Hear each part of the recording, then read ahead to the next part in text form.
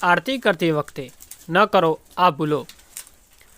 દરેક વ્યક્તિ પોતાના ઘરમાં દરરોજ પૂજા કરે છે। પૂજા અને આરતી કરતી વખતે કેટલાક નિયમોનું પાલન કરવું જોઈએ। આમ કરવાથી તમારી પૂજા સફળ થાય છે। આરતીને પણ પૂજાનો મહત્ત્વનો ભાગ માનવામાં આવે છે। કોઈ પણ પૂજા આરતી વિના અધૂરી હોય છે અને આવી સ્થિતિમાં પૂજાનું પૂર્ણ ફળ મળતું નથી। આરતી કરતી વખતે ઘણા લોકો જાણતા અજાણતા કેટલીક ભૂલો કરે છે। આવી સ્થિતિમાં આજે અમે તમને કેટલાક નિયમો જણાવવા જઈ રહ્યા છીએ જેનું તમારે આરતી કરતી વખતે પાલન કરવું જોઈએ। આરતી કરવાની સાચી રીત। આરતી હંમેશા એક જ જગ્યાએ ઊભા રહીને કરવી જોઈએ। આરતી કરતી વખતે સહેજ નમવું।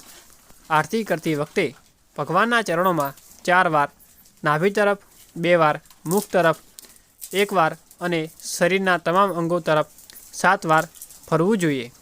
આ રીતે આરતી કરવાથી તમારું નમસ્કાર ભગવાનમાં રહેલા 14 ભુવન સુધી પહોંચે છે અને તમારી મનોકામના પૂર્ણ થાય છે। આ પ્રકારની થાળીનો ઉપયોગ કરો।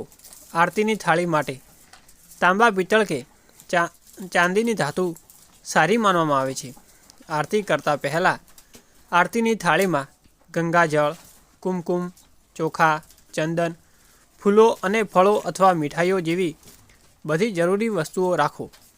આરતી વખતે માત્ર પિત્તળ કે ચાંદીના દીવાઓનો ઉપયોગ કરવો શુભ છે।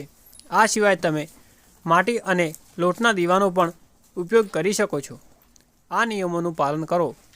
સ્કંદ પુરાણમાં કહેવામાં છે કે પૂજામાં ગાયના દૂધમાંથી બનેલા ઘીનો ઉપયોગ કરવો જોઈએ। ભગવાનની આરતી કરતી વખતે માત્ર ઘીનો દીવો જ પ્રગટાવવો જોઈએ। તમે આરતીમાં સરસવના તેલમાં પલાળેલી મૌલીની વાટનો પણ ઉપયોગ કરી શકો છો। ભગવાનની આરતી કપૂરથી પણ કરી શકાય છે। આ રીતે નકારાત્મક ઉર્જા ઘરમાં પ્રવેશતી નથી।